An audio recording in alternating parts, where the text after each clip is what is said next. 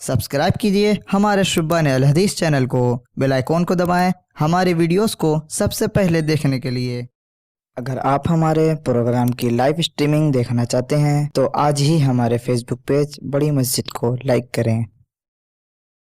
أعوذ بالله السميع العليم من الشيطان الرجيم بسم الله الرحمن الرحيم وقال الله تبارك وتعالى إن الذين يستكبرون عن عبادتي سيدخلون جهنم داخرين وقال النبي صلى الله عليه وسلم لا يدخل الجنة من كان في قلبه مثقال ذرة من كبر قال رجل إن الرجل أن يكون ثوبه حسنا ونعله حسنة قال إن الله جميل يحب الجمال الكبر بطر الحق وغمط الناس رواه مسلم۔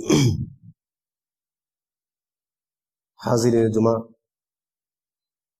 ہر قسم کی تعریف، حمد و ثنا، عظمت و بزرگی، عبادت و بندگی صرف اور صرف اللہ رب العالمین کی ذات کے لیے لائق و سزاوار ہے، جس نے بے شمار لا تعداد نعمتوں سے ہمیں نوازا اور سب سے اعلیٰ، سب سے عمدہ اور ارفع نعمت مذہب اسلام سے ہم کو سرفراز کیا، ہمیں مسلمان بنایا۔ مختصر سی حمد و ثنا کے بعد بے شمار درود و سلام نازل ہوں تمام انبیاء و رسل پر، خصوصاً آخری نبی احمد مجتبیٰ محمد مصطفیٰ صلی اللہ علیہ وسلم پر، جنہیں اللہ رب العالمین نے ہماری رشد و ہدایت، کامیابی اور کامرانی کے لیے اس کائنات کے اندر مبعوث فرمایا۔ اللہم صلی علیہ، اللہم بارک علیہ۔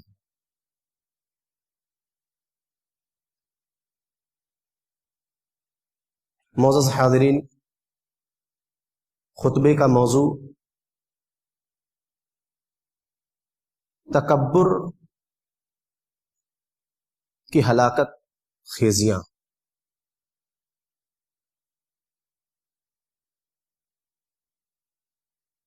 تکبر کی تعریف کرتے ہوئے، لغوی تعریف کرتے ہوئے ابن فارس نے ذکر کیا الکبر ای العظمہ۔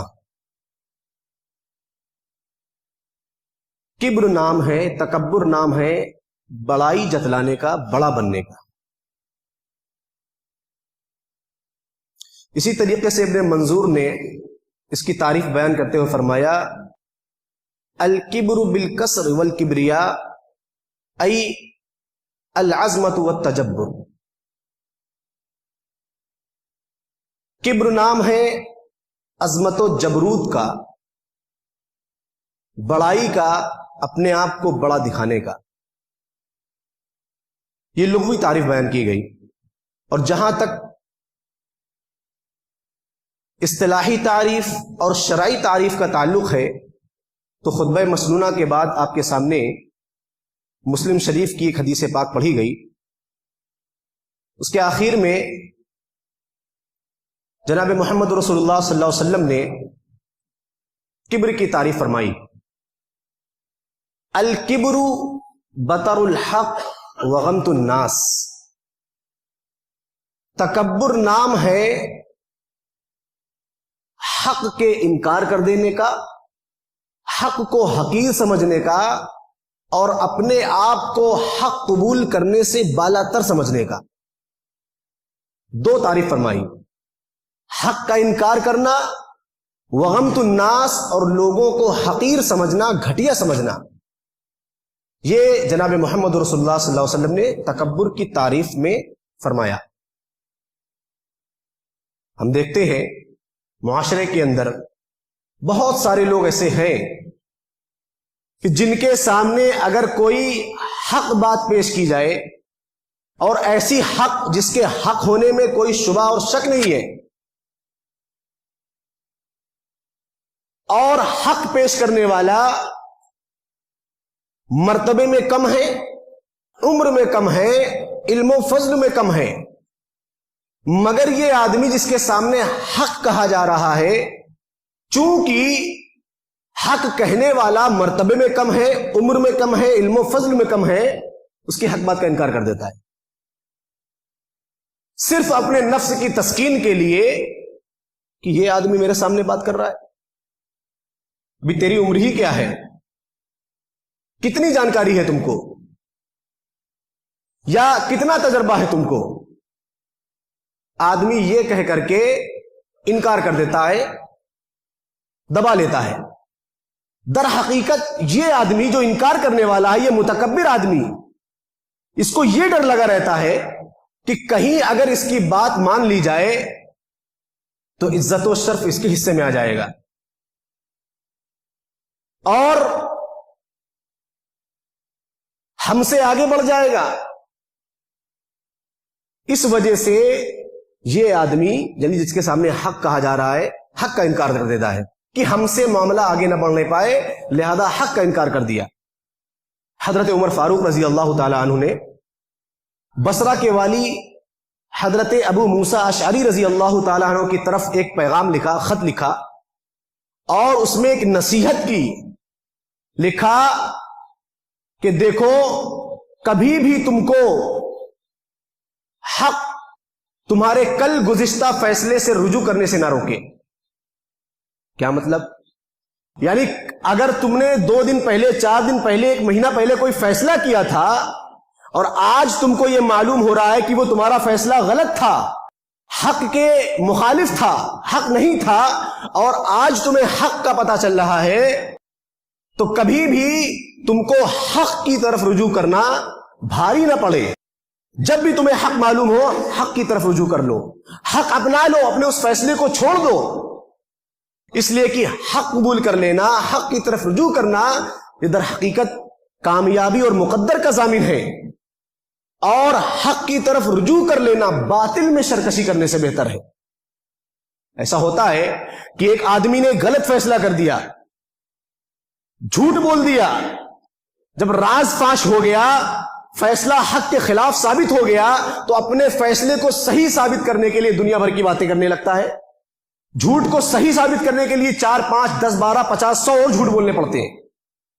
تو اسی لیے کہا گیا کہ حق کو قبول کر لو، اس لیے کہ یہی مقدر و کامیابی کا ضامن ہے۔ تو بطر الحق، لوگوں کو یا لوگوں کے حق کا انکار کر دینا، حق کو قبول کرنے کی صلاحیت اپنے اندر نہ پانا، یا اپنے آپ کو اس بات سے اوپر سمجھنا کہ سامنے کہنے والا کون ہے، کہ چھوٹا ہے، بڑا ہے، کہ اس کی بات میں کیوں مانوں، تو یہ بطر الحق کا معنی ہے۔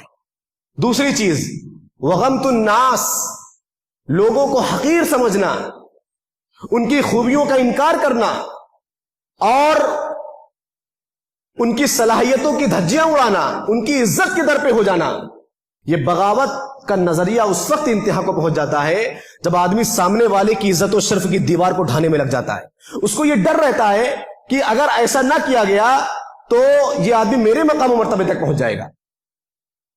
تو کبر کے اندر، تکبر کے اندر 2 چیزیں شامل ہیں، حق کا انکار کرنا اور لوگوں کو حقیر سمجھنا۔ یہاں رک کر کے ایک اور چیز سمجھ لی جائے، ایک ہوتا ہے تکبر، ایک ہوتا ہے خود پسندی۔ ان دونوں کے درمیان فرق ہے، حالانکہ دونوں چیزیں صحیح نہیں ہیں۔ حضرت وہاب بن مروزی رحمہ اللہ حضرت عبداللہ بن مبارک رحمۃ اللہ علیہ سے پوچھتے ہیں کہ آپ یہ بتائیں کہ تکبر کیا ہے؟ حضرت عبداللہ بن مبارک رحمۃ اللہ علیہ نے جواب دیا کہ تکبر یہ ہے کہ تم سامنے والے کو حقیر سمجھو۔ پھر خود پسندی کے بارے میں سوال کیا کہ خود پسندی کیا چیز ہے؟ تو حضرت عبداللہ ابن مبارک نے کہا کہ خود پسندی یہ ہے کہ جو چیز تمہارے پاس ہے تم یہ سمجھو کہ یہ میرے ہی پاس ہے، کسی اور کے پاس نہیں ہے، یا اتنی اچھی چیز میرے ہی پاس ہے، کسی اور کے پاس نہیں ہے۔ یہ دونوں میں فرق ہے، اس لیے کہ تکبر کے اندر آدمی کیا کرتا ہے، یہ سمجھتا ہے کہ یہ آدمی مجھ سے حقیر ہے۔ خود پسندی میں یہ ہے کہ اپنے ہی میں مگن رہتا ہے، سامنے والے کو حقیر نہیں سمجھتا۔ हालांकि दोनों चीजें सही नहीं है। और फिर अब्दुल्ला इब्न मुबारक ने कहा कि खुद पसंदी वो चीज है जो नमाजियों के अंदर सबसे ज्यादा पाई जाती है, कि जो आदमी नमाज पढ़ रहा है वो समझ रहा है कि सबसे अच्छी नमाज मेरी है, बाकी मेरे अलावा जितने हैं सब ऐसे ही हैं। तो खुद पसंदी और तकब्बुर ये दो अलग चीजें हैं। अब यहां सवाल ये उठता है कि आखिर तकब्बुर इंसान के अंदर दाखिल कैसे होता है, उसके असबाब क्या है, उसकी वजूहात क्या है। अगर मैं आपसे ये सवाल करूं तो आपका सबसे पहला जवाब ये होगा माल। मालदार आदमी हो जाए तो तकब्बुर आ जाता है। बहुत ज्यादा अल्लाह रब्बुल आलमीन ने नेमतों से नवाज दिया तो तकब्बुर आना लाजमी है। यही जवाब कुरान हकीम ने भी दिया। और मुख्तलिफ मकामात पर अल्लाह रब्बुल आलमीन ने मुतकब्बिरीन की मिसाल बयान फरमाई। सूरह कहफ के अंदर एक मकाम पर अल्लाह रब्बुल आलमीन ने दो आदमियों का तस्करा या दो आदमियों की आपस की गुफ्तगू नकल फरमाई। बनी इसराइल का मामला। अल्लाह रब्बुल आलमीन ने फरमाया वज़रिब लहुम मसल रजुलैन जअलना लिअहदिहिमा जन्नतैन मिन अअनाब वहफफनाहुमा बिनखलिन वजअलना बैनहुमा ज़रआ।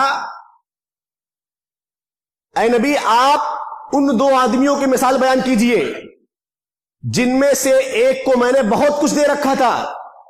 जन्नतैन, दो बाग, अंगूर के दो बाग दे रखे थे।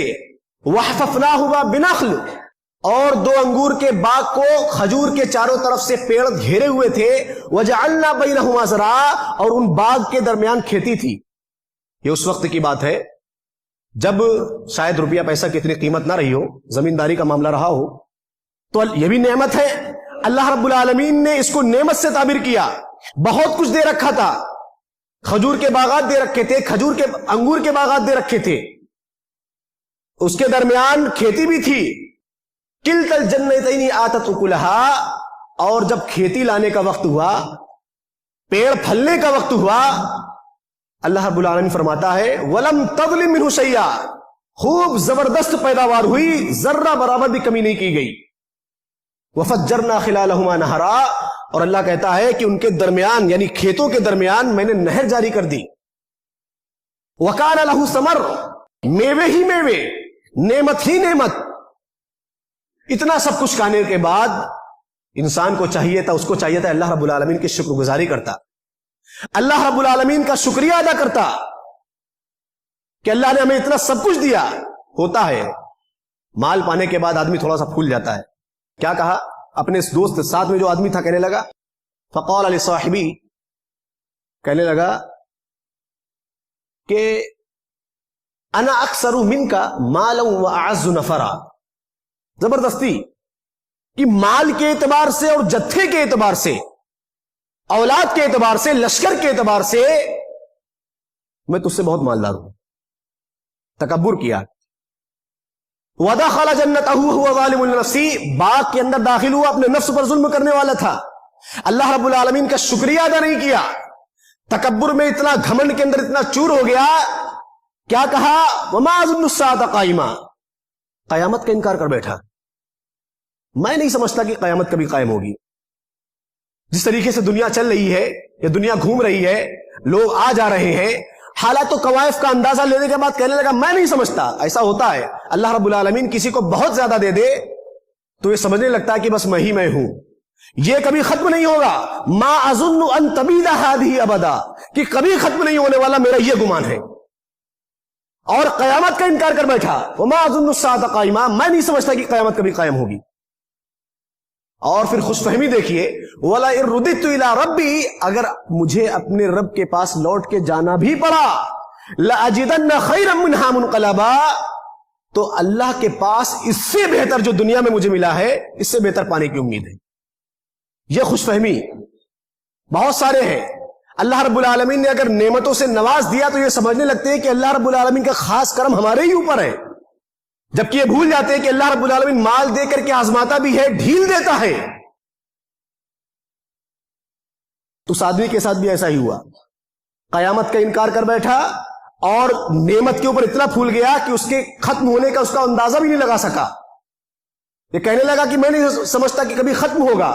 साथ में जो था वो शुक्रगुजार बंदा था। कहने लगा भाई ऐसा क्यों कह रहे हो? उस अल्लाह ने जिसको तुमके एक नुतफे और लोथड़े से पैदा किया, मिट्टी से पैदा किया, पूरा पारा आदमी बना दिया, उसका शुक्रिया अदा करो। लाकिन्नहु अल्लाहु रब्बी वला उश्रिकु बिरब्बी अहदा, अगर तुम ऐसे हो तो मैं ऐसा नहीं हूं, मैं अल्लाह रब्बुल आलमीन के साथ किसी को शरीक नहीं करूंगा। और फिर आप पढ़िए सूरह कहफ, आगे अल्लाह रब्बुल आलमीन बयान करता है कि घेरने वाली ने उसके बागात को घेर लिया और मिनटों में अर्श से फर्श तक पहुंचा दिया। सारी खेतियां तबाह, सारे खजूर के बागात तबाह, जिसके ऊपर वो फूल रहा था, वो माल जिस पर वो फख्र कर रहा था, सब मिट्टी में मिल गए। नतीजा क्या हुआ? सिफर। किब्र करने का अंजाम क्या हुआ? तकब्बुर का अंजाम क्या हुआ? कि अल्लाह रब्बुल आलमीन ने फकीर बना दिया, कल्लाश कर दिया। तो अल्लाह रब्बुल आलमीन ने कुरान हकीम के अंदर ये नक्शा खींचा, ये बतलाने के लिए कि देखो, अल्लाह रब्बुल आलमीन की नेमत के ऊपर शुक्रिया अदा करने वाले हो तो अल्लाह रब्बुल आलमीन से तुम्हें खत्म नहीं करेगा, तुम्हारी नेमतों को बढ़ाता चला जाएगा। लेकिन तकब्बुर, इसलिए कि अल्लाह रब्बुल आलमीन ने, अल्लाह के रसूल ने साफ कहा, हदीस कुदसी, अल किब्रिया उर रिदाई, तकब्बुर मेरी चादर है, वल अज़मत इज़ारी, और अजमत मेरी तहबंद। और आगे कहा कि इन दोनों के मामले में, इज्जत के बारे में और तकब्बुर के मामले में अगर कोई मुझसे झगड़ा करता है, अपनाने की कोशिश करता है, फ़क़ज़फ़्तुहु फ़िन्नार, तो ऐसे आदमी को उठाकर जहन्नम में डाल दूंगा। दुनिया भी हाथ से गई और आखिरत भी बर्बाद।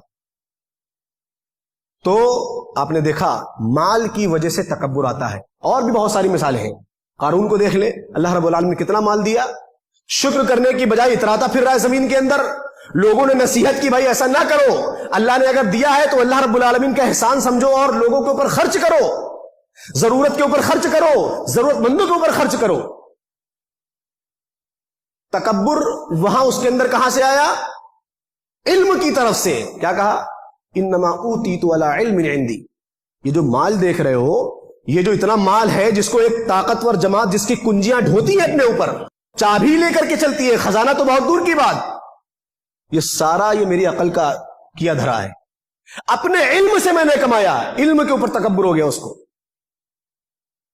देखने वालों ने देखा, फ़ख़सफ़ना बिही व बिदारिहिल अर्ज़, कैसे हमने जमीन के अंदर उसको धसाया, ना उसका लश्कर उसकी मदद कर सका, ना खुद वो अपना मददगार हो सका अल्लाह के अलावा।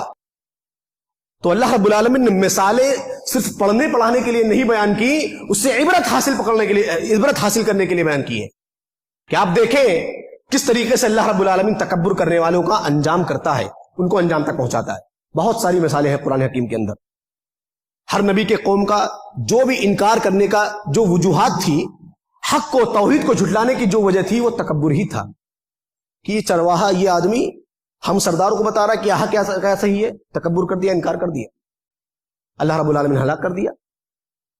तो पहली वजह क्या है? माल और इल्म।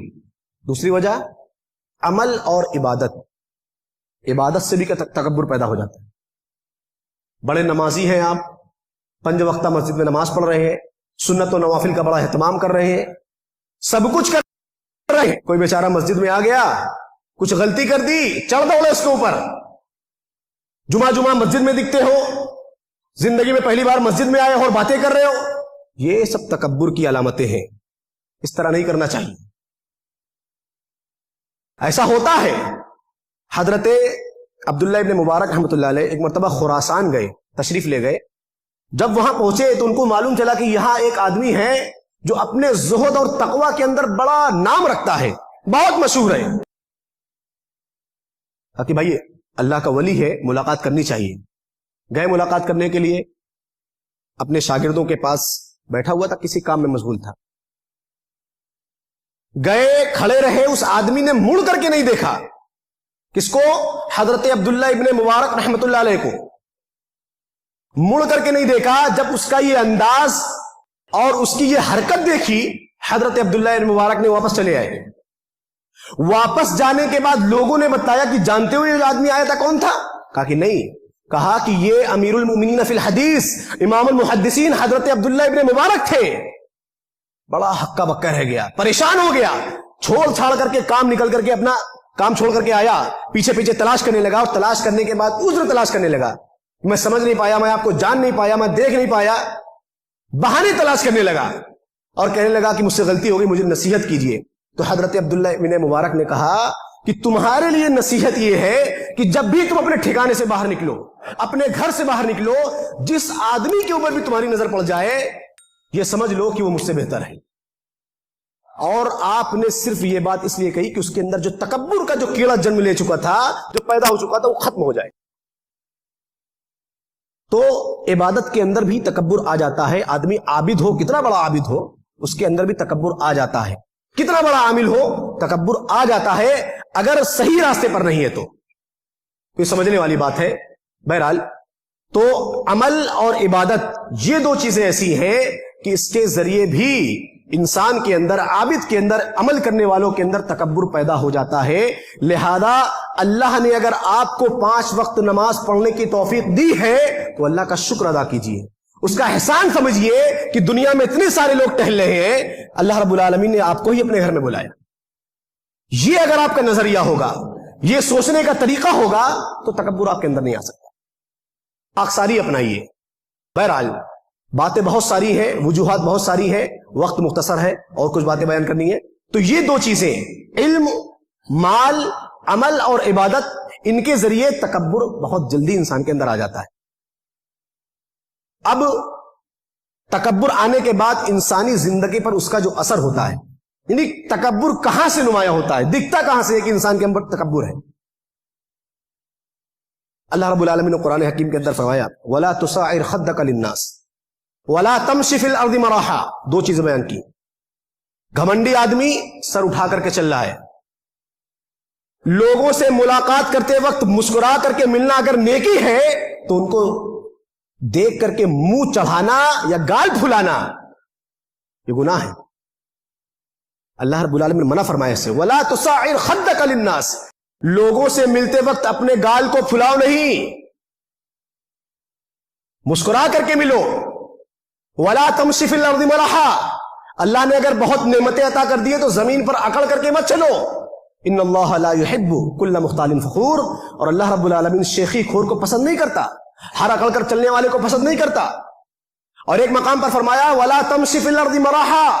زمین پر چل تن کر کے نہ چلو. انَّكَ لَن تَخْرِقَ الْأَرْضَ وَلَن تَبْلِغَ الْجِبَالَ طُولًا. اس لیے کہ نہ تم زمین پھاڑ کر کے اندر جا سکتے ہو، نہ آسمان کی یا پہاڑوں کی بلندی تک پہنچ سکتے ہو. تو یہ صرف اور صرف اللہ رب العالمین نے انسان کو عبرت کے لیے بتایا کہ ایسا نہ کرو. اللہ رب العالمین نے نعمتوں سے نوازا ہے تو نعمتوں کا اثر تمہارے بدن کے اوپر ہو، تکبر نہیں ہونا چاہیے. تو سب سے پہلی چیز جو انسان کے جسم کے اندر تکبر ظاہر ہوتا ہے وہ اس کے چہرے سے ظاہر ہوتا ہے، اس کے ہاؤ بھاؤ سے ظاہر ہوتا ہے. یہ چیز ہے. اسی طریقے سے ایک چیز اور ہے جو آج بہت عام ہے، اسکولوں کے اندر ہم یہ دیکھتے ہیں خاص طور سے کہ ٹیچر اگر کلاس کے اندر داخل ہوا تو سارے بچے کھڑے ہو گئے سلام کرنے کے لیے، گڈ مارننگ کرنے کے لیے. یہ ادب نہیں ہے. اس لیے کہ جو چیز اللہ کے رسول نے سختی سے منع کی ہے اس کو ادب کا نام دینا در حقیقت مذاق ہے اور کھلواڑ ہے شریعت کے ساتھ. اس کو ادب نہیں کہا جاتا. اللہ کے رسول نے منع کیا ہے ایسا کرنے سے اور جہنم کی وعید سنائی ہے. بہت سارے ماسٹر اور ٹیچرز بیٹھے ہوں گے، حدیث آپ کے سامنے وہ پیش کرتا ہوں گی. حضرت امیر معاویہ رضی اللہ تعالیٰ عنہ، ان کے وقت کی بات ہے، 64 لاکھ مربع میل کے حاکم ہیں. ہماری اور آپ کی اور دوسرے ماسٹروں کی کیا حیثیت ہے؟ عالم اسلام کے سب سے بڑا حاکم اب تک امیر معاویہ رضی اللہ تعالیٰ عنہ، 64 لاکھ مربع میل کے اوپر حکومت کرنے والے آئے حضرت عبداللہ بن زبیر رضی اللہ تعالیٰ عنہ سے ملاقات کرنے کے لیے. آئے، بیٹھے تھے، چل کر کے آئے. حضرت عبداللہ بن زبیر بیٹھے ہوئے ہیں، ان کے ساتھ ایک تابعی ابن عامر رحمۃ اللہ علیہ بیٹھے ہوئے. ابن عامر رحمۃ اللہ علیہ کو معلوم نہیں ہوگی حدیث. حضرت امیر معاویہ کو دیکھ کر کے کھڑے ہو گئے اور حضرت عبداللہ ابن زبیر بیٹھے رہے، کھڑے نہیں ہوئے. امیر معاویہ رضی اللہ تعالیٰ عنہ نے دیکھا تو ابن عامر کو بیٹھنے کا اشارہ کیا، بیٹھ جاؤ، کھڑے مت ہو. پھر کہا سمعت رسول اللہ صلی اللہ علیہ وسلم یقول، میں نے نبی کریم صلی اللہ علیہ وسلم کو فرماتے ہوئے سنا ہے کہ آپ فرما رہے تھے من احب ان یکون مثلہ الرجال قیاما فلیتبوأ مقعدہ من النار. کہ جو آدمی اس بات کو پسند کرے کہ لوگ اس کے آنے پر تعظیماً کھڑے ہو، فَلْيَتَبَوَّأْ مَقْعَدَهُ مِنَ النَّارِ، تو جہنم کے اندر اپنا ٹھکانہ تلاش کر لے۔ یہ حدیث پاک امیر معاویہ رضی اللہ تعالیٰ عنہ نے ان کو سنائی، جو کھڑے ہو گئے تھے دیکھ کر کے۔ لہذا بچوں کے آنے پر کھڑے ہو جانا یا بچوں کا کھڑے ہو جانا آپ کے جانے پر یہ ادب نہیں ہے، یہ حدیث کی مخالفت ہے۔ اگر آپ جانتے بوجھتے ایسا کرتے ہیں تو آپ حدیث پاک کو سامنے رکھ کر کے اپنا مقام و مرتبہ متعین کر سکتے ہیں۔ یہ ادب نہیں ہے، یہ ادب کے خلاف ہے کہ آپ جائیں بچے کھڑے ہو جائیں۔ اس سے بھی تکبر پیدا ہو جاتا ہے کہ ہمارے آنے پر لوگ کھڑے ہو رہے ہیں، یا جس کو اللہ رب العالمین نے مال و دولت سے نواز دیا، کوئی بڑا ادھیکاری آ گیا تو لوگ کھڑے ہو گئے۔ نہیں کھڑے ہونا چاہیے۔ کیوں کھڑے ہو جائے؟ ارے سارے جہاں کا امام بیٹھا ہوا ہے اور صحابہ کرام نہیں کھڑے ہو رہے ہیں، سب سے مقدس ہستیاں، تو اور آپ کون ہیں کھڑے ہونے والے؟ نہیں کرنا چاہیے۔ تو یہ بھی ایک راستہ ہے انسان کے اندر تکبر داخل ہوگا اور انسانی زندگی اوپر تکبر کے نمایاں ہونے کا۔ بہرحال اور بھی چیزیں ہیں، پیجامہ زمین میں گھسیٹتے ہوئے چلنا، ان لوگوں کی فضیلت کو نہ سمجھنا، مالداروں کو آگے بڑھانا اور جو حق والے ہیں اگرچہ غریب ان کو پیچھے کرنا، یہ سب تکبر کی یہ اثرات ہیں جو انسانی زندگی پر نمایاں ہوتے ہیں۔ اب دنیاوی طور پر وقت کم ہے، متکبر کی جو سزا بیان کی گئی ہے اس سلسلے میں ایک قرآن کی آیت اور ایک حدیث آپ کے سامنے بیان کروں۔ اللہ رب العالمین نے متکبر کی سزا بیان کرتے ہوئے قرآن حکیم کے اندر فرمایا، سَأَصْرِفُ عَنْ آيَاتِيَ الَّذِينَ يَتَكَبَّرُونَ فِي الْأَرْضِ بِغَيْرِ الْحَقِّ، کہ جس آدمی کے اندر تکبر آ جائے تو یہ سمجھ لینا چاہیے کہ اللہ رب العالمین نے اس کو جہنم میں ڈالنے کا فیصلہ کر لیا ہے اگر وہ توبہ نہ کر لے تو۔ اس لیے کہ اللہ تبارک و تعالی ایسے متکبر آدمی سے حق کو پھیر دیتا ہے، اس کی قسمت میں یا اس کی تقدیر سے حق کو نکال دیتا ہے۔ سأصرف عن آیاتی الذین، جو میری آیت سے روگردانی کر جائیں، آیتوں کو نشانیوں کو دیکھ کر کے پھر جائیں، یتکبرون فی الارض بغیر الحق، بغیر کسی حق کے۔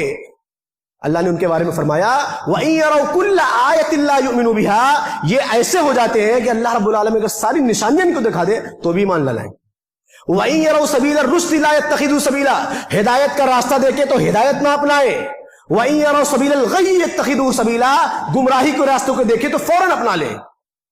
تو متکبر اگر آدمی ہو جائے اور یہ حال اس کا ہو جائے، اس کنڈیشن میں آ جائے کہ حق کو قبول کرنے پر کسی طرح تیار ہی نہیں ہے، راضی نہیں ہے، تو اس کو اپنا انجام سمجھ لینا چاہیے کہ کیا ہونے والا ہے۔ آگے فرمایا ذالک بانہم کذبوا بآیاتنا، یہ اس لیے کہ ہماری آیتوں کو جھٹلاتے تھے، وکانوا عنہا غافلین، حق کیا ہے صحیح کیا ہے اس سے ہمیشہ غافل رہے۔ تو یہ پہلی سزا ہے دنیا کے اندر اللہ رب العالمین کی طرف سے کہ ایسے آدمی کو اللہ رب العالمین اپنے دین کی سمجھ جو کچھ باقی رہتی ہے دیتا ہی نہیں ہے، جو کچھ باقی رہتی ہے وہ بھی چھین لیتا ہے۔ اولئک کالانعام بل ہم اضل، ایسے لوگوں کے بارے میں فرمایا یہ جانور ہیں بلکہ جانور سے بھی بدتر ہو جاتے ہیں ایسے لوگ۔ اور ایک دوسری چیز جو سزا کے طور پر فرمائی کہ آدمی اگر تکبر میں کسی شریعت کے کسی اصول کا مذاق اگر اڑا دے تو اللہ تبارک و تعالیٰ دنیا کے اندر کسی نہ کسی طریقے سے سزا دے دیتا ہے۔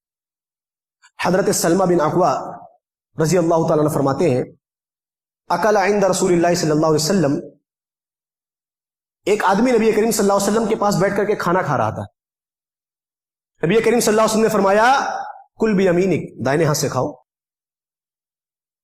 اس آدمی نے کہا لا استطیع، میں دائیں ہاتھ سے کھانے کی استطاعت نہیں رکھتا، یعنی میرے دائیں ہاتھ کے اندر اتنی طاقت نہیں میں دائیں ہاتھ سے کھاؤں۔ اللہ کے رسول نے فرمایا لاستطعت ما منعه الا الكبر، صحابی رسول جو بیان کر رہے ہیں کہ اس آدمی نے صرف اور صرف تکبر کی بنا پر ایسا کہا کہ میں دائیں ہاتھ سے نہیں کھا سکتا۔ اللہ کے رسول نے کیا بد دعا دی؟ لاستطعت، کہ تو نہ کھا سکے، نہ استطاعت رکھے۔ اس کے بعد صحابی رسول کہتے ہیں کہ ایسا ہوا اس دن کے بعد سے پوری زندگی وہ اپنے دائیں ہاتھ سے کبھی کھانا کھا ہی نہیں پایا، اس کا ہاتھ اس کے منہ تک نہیں پہنچتا تھا۔ تو آپ دیکھیں تکبر کی اگر کوئی مجبوری تھی اللہ کے رسول سے بتاتے، اللہ کے رسول یہ پرابلم ہے، یہ پریشانی ہے، بلکہ تکبر کی بنا پر لفظ ہے الا الکبر، اس نے منع کیا صرف تکبر کی بنیاد پر۔ اللہ کے رسول نے بھی کہا کہ ٹھیک ہے اگر ایسی بات ہے تو لاستطاعت، تو استطاعت نہ رکھے، طاقت نہ رکھے۔ اور ایسا ہوا پوری زندگی ایسا نہیں، وہ اپنے ہاتھ کو اپنے منہ تک نہیں پہنچا سکا. تو آپ دیکھ رہے ہیں، تو شریعت کے کسی اصول کی مخالفت کرنے کا اور تکبر میں، انجانے میں اگر ہو جائے تو آدمی توبہ کرے، لیکن جان بوجھ کر کے یا اسی طریقے سے جانتے بوجھتے ہوئے اس کی مخالفت کرے تو اللہ تبارک و تعالیٰ دنیا کے اندر فوری طور پر سزا دے دیتا ہے. بس احساس کرنے والا دل ہونا چاہیے. اس آدمی کو سمجھ میں آ گیا ہو گیا کہ اللہ کے رسول نے بد دعا دی ہے، لیکن ہمارے اور آپ کا معاملہ اتنا خراب ہے کہ ہمارے بھی نقصان ہو رہے ہیں بہت ساری غلطیوں کی بنا پر، لیکن ہم کو احساس نہیں ہو رہا ہے. ہمارا ذہن یہاں تک جاتا ہی نہیں ہے کہ ہم نے یہ غلطی کی تھی، اس کی سزا ہم کو ملی ہوئی ہے. تو یہ سمجھنے اور احساس کرنے والے دل کا معاملہ ہے. اللہ رب العالمین سے دعا ہے کہ اللہ تبارک و تعالی ہمیں تکبر جیسی خطرناک بیماری سے بچائے اور اپنے اندر خاکساری پیدا کرنے کی توفیق عطا فرمائے. آمین. تقبل یا رب العالمین. ویڈیو اچھی لگی ہو تو اسے لائک کریں، دوسروں کے ساتھ شیئر کریں. نیچے والی ویڈیو کو بھی دیکھیں. اگر آپ نے ہمارے چینل کو سبسکرائب نہ کیا ہو تو اسے سبسکرائب کریں. أَوَلَمْ يَرَوْا إِلَى الطَّيْرِ فَوْقَهُمْ صَافَّاتٍ وَيَقْبِضْنَ مَا يُمْسِكُهُنَّ إِلَّا الرَّحْمَنُ